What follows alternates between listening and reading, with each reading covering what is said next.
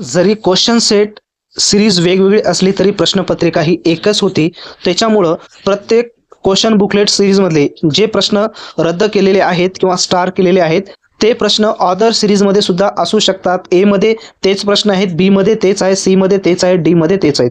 फक्त प्रश्नांचा क्रम या ठिकाणी चेंज केलेला आहे. तरी सुद्धा मग फक्त ए मध्येच किंवा बी मध्येच किंवा सी मध्येच काही प्रश्न त्यांनी स्टार केलेले आहेत, तेच प्रश्न रिपीट अदर बुकलेट्समध्ये स्टार का केले नाहीत, अशा बऱ्याच विद्यार्थ्यांचं या ठिकाणी प्रश्न आहे. त्याच्यामुळं ही आन्सर की जी आलेली आहे फायनल ती व्यवस्थित आपण या ठिकाणी समजून घेऊया. तर पहा, या ठिकाणी तुमच्या समोर बुकलेट सिरीज स्क्रीनवर या ठिकाणी तुम्हाला दिसत आहेत. आणि जे स्क्रीनवर बुकलेट सिरीज दिसत आहेत, एक गोष्ट लक्षात घ्या, जी आपली प्रश्नपत्रिका आलेली होती त्या प्रश्नपत्रिकेमध्ये 90ला 90 प्रश्न या ठिकाणी ए मध्ये पण तेच प्रश्न होते, बी मध्ये पण तेच होते, सी मध्ये आणि डी मध्ये तेच होते. फक्त या ठिकाणी प्रश्नांचा क्रम हा प्रत्येक सेटनुसार वेगवेगळा आपल्याला पाहायला मिळतो. त्याच्यामुळे बरेच विद्यार्थ्यांचं कन्फ्युजन आहे की जे स्टार केलेले आहेत तेच क्वेश्चन आमच्या सेटमध्ये सुद्धा आहेत, मग तिथं का स्टार केलं नाही. तर त्यासाठी तुम्हाला व्यवस्थित सर्वात अगोदर ही सिरीज जी बुकलेट सिरीज आहे आणि प्रश्नपत्रिका आहे ती तुम्हाला या ठिकाणी समजून घ्यावी लागणार आहे. तर या ठिकाणी पाहूया आपण. ठीक आहे, पहा या ठिकाणी सुरुवातीला आपण ए मध्ये पाहूया. ए मध्ये किती स्टार त्यांनी दिलेले आहेत, तर ए मध्ये 1 स्टार दिलेला आहे. ओके, तर खाली पाहूया नाही. तर या ठिकाणी टोटल 90 प्रश्नापैकी ए या सिरीजमध्ये फक्त 1 स्टार दिलेला आहे. याचा असा अर्थ होणार आहे की ए वाल्यांचं कंपल्सरी 1 मार्क्स या ठिकाणी वाढणार आहे.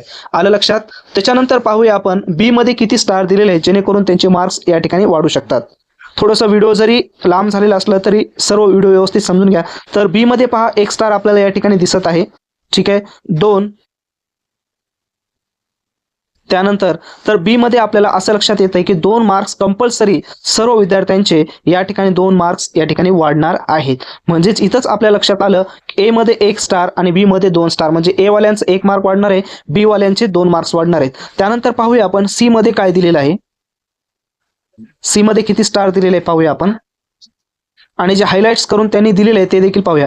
तर सी मध्ये 1 सुद्धा स्टार त्यांनी दिलेलं नाही. त्याच्यामुळं जे सी आपली सिरीज आहे त्यामध्ये त्यांचं 1 सुद्धा मार्क्स वाढणार नाही. तर सी मध्ये 1 आपल्याला दिसत आहे मित्रांनो, मी पाहिलं नव्हतं वरचं. तर सी मध्ये सुद्धा 1 स्टार आपल्याला या ठिकाणी दिसत आहे. ठीक आहे, ए मध्ये 1, बी मध्ये 2 आणि सी मध्ये 1. ठीक आहे, तर आता लास्ट जे आहे ते आपण पाहूया. या ठिकाणी डी मध्ये किती स्टार दिलेले आहे जेणेकरून त्या मुलांचे किती मार्क्स वाढतील हे आपल्या लक्षात येईल. 1 आपल्याला स्टार या ठिकाणी मिळालेला आहे. ठीक आहे, तर खाली पाहूया. खाली आपल्याला किती स्टार अजून पाहायला मिळतात, तर नाही.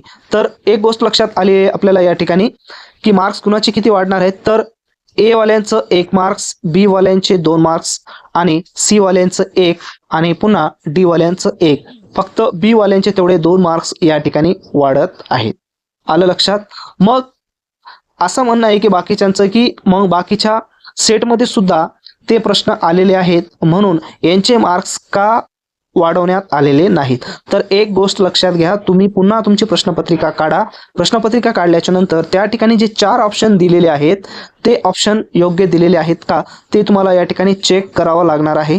तसेच जे प्रश्न छापून आलेला आहे तो प्रश्न व्यवस्थित पहा, यामध्ये तुम्हाला लक्षात येईल. त्या ऑप्शननुसार या ठिकाणी काय केलेलं आहे, स्टार त्या ठिकाणी केलेला आहे. आलं लक्षात. त्याच्यामुळं बी मधले 2 मार्क्स या ठिकाणी वाढालेत आणि बाकीचे सेट मधले 1 मार्क्स या ठिकाणी वाढत आहेत, कारण त्यांचे 4ला 4 ऑप्शन त्या ठिकाणी करेक्ट्स दिलेले आहेत. आणि दुसरे एक कारण यामध्ये असू शकते की जे स्टार दिलेले आहे त्याचा प्रश्नाचा क्रम हा उलट प्रत्येक सेटमध्ये चेंज झालेला आहे. त्याच्यामुळं त्या नियमानुसार हा जो स्टार दिलेला आहे तो त्या ठिकाणी व्यवस्थित असेल तुमच्या प्रश्नपत्रिकेनुसार. एक्झाम्पल ए नुसार व्यवस्थित, बी नुसार, सी नुसार आणि डी नुसार या ठिकाणी व्यवस्थित असेल. आलं लक्षात. त्याच्यामुळं स्टार सर्वांना कंपल्सरी 1 मार्क्स तर मिळालेलेच आहे. आणि राहिला प्रश्न बी वाल्यांचा 1 स्टार त्यांना एक्स्ट्रा आलेला आहे. त्याच्यामुळं तुमच्या प्रश्नपत्रिकेचा जे ऑप्शन आहे ते ऑप्शन व्यवस्थित असतील आणि जे सी मधले बी मधले ऑप्शन आहेत ते कदाचित त्या ठिकाणी ऑप्शन व्यवस्थित नसणार किंवा क्वेश्चनचा त्या ठिकाणी प्रॉब्लेम असेल. हे अनालिसिस करण्यासाठी तुम्हाला तुमची ही आन्सर की तुम्ही गोल केलेली आन्सर की आणि त्यानंतर जे तुमच्याजवळ प्रश्नपत्रिका आहे ती प्रश्नपत्रिका व्यवस्थित काढा आणि अनालिसिस करा. त्यानंतर कमेंट्स बॉक्समध्ये कमेंट्स करा की तुम्हाला अजून काय या ठिकाणी प्रॉब्लेम येत आहे. ठीक आहे, अशा पद्धतीने या ठिकाणी विद्यार्थ्यांचे मार्क्स या ठिकाणी वाढतील. आणि राहिलेला प्रश्न या ठिकाणी जे बाकीचे हायलाइट्स केलेले आहेत तर ते योग्य आन्सर या ठिकाणी दिलेलं आहे.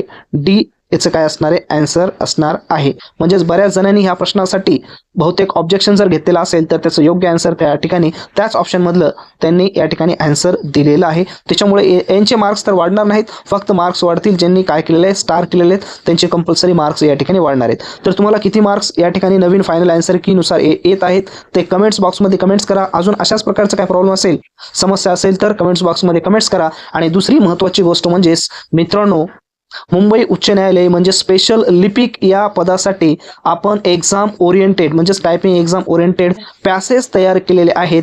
एक गोष्ट पॅसेजचं वैशिष्ट्य एक आहे, जर आपण प्रोव्हाइड केलेले पॅसेज 9 ते 9.5 मिनिटामध्ये तुम्ही जर टाईप केले तर फायनली एक्झामचे जे पॅसेज असतील ते पॅसेज मित्रांनो 8 ते 8.5 मिनिटामध्ये विथ 100% ॲक्युरेसीनुसार तुमचे या ठिकाणी कंप्लीट्स होतील. त्याच्यामुळं हे पॅसेज एक्झाम ओरिएंटेड आहेत.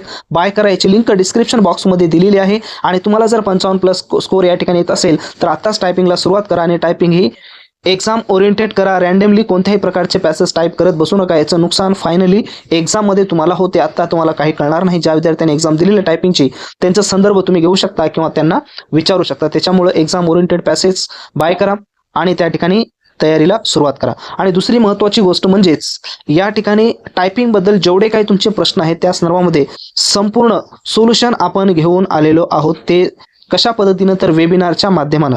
तर लिपिक या पदासाठी सुद्धा आपण टायपिंग एक्झाम बद्दल वेबिनार ठेवलेला आहे. या अगोदर एक वेबिनार झालेला आहे, त्यामध्ये बराच रिस्पॉन्स आलेला आहे. त्या रिस्पॉन्सला गृहीत धरून आपण वेबिनार 2.0 आपण ठेवलेला आहे स्पेशल मुंबई उच्च न्यायालय लिपिक या पदासाठी. आणि या वेबिनारची लिंक मित्रांनो डिस्क्रिप्शन बॉक्समध्ये दिलेली आहे, त्या ठिकाणी जाऊन तुम्ही रजिस्ट्रेशन करू शकता. आणि हा वेबिनार कधी होणार आहे, तर मित्रांनो हा जो वेबिनार आहे तो वेबिनार आपण ठेवलेला आहे 24 मे रात्री 8 वाजता हा वेबिनार असणार आहे. जास्तीत जास्त संख्येनं जॉईन व्हा आणि हा व्हिडिओ तुमच्या मित्रांना शेअर करायला विसरू नका.